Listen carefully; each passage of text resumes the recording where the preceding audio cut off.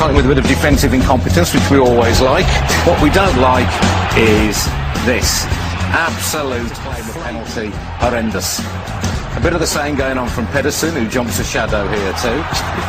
And this season there was so much about it, even the refs were getting involved. Chris Foy jumps a shadow too. Well, why shouldn't I go for something too, he seems to say. A bit of this never goes amiss, although don't do it at school, lads. And Yakubu gets a little bit from Pantsil here. Yakubu's... That's our sound effect, by the way. Yakubu's indignation just makes me laugh more every time. That very much.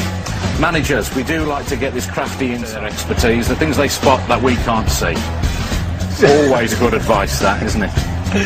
Hand signals have been fertile territory for us. Emu, you know Emu, says Gary, he's going to get it. Emu gets it, and he shrugs.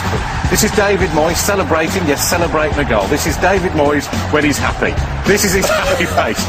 In a moment he'll turn round, whip his coat off, and fling it angrily at his own bench. Not quite sure what that's all about. Here's a metaphor for Man City's whole season. The manager stands up, the chair flits back, and he nearly ends ARSE, but just about saves himself, as he has done till the end of the season.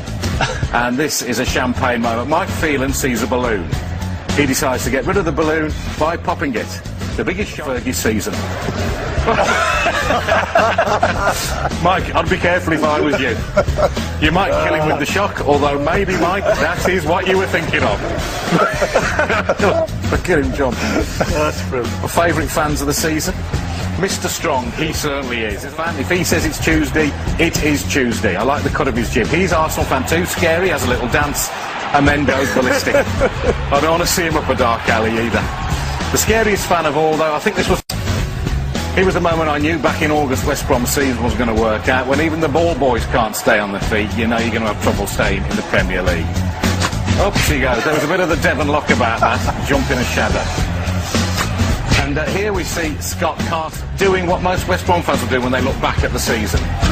Jump in horror. I don't know what he saw, but it's what we all feel when we look back on this year. And finally, we don't want to see this. It's mascot abuse in the light of day at Stoke. It's quite disgusting. I can't believe we're showing it again. Even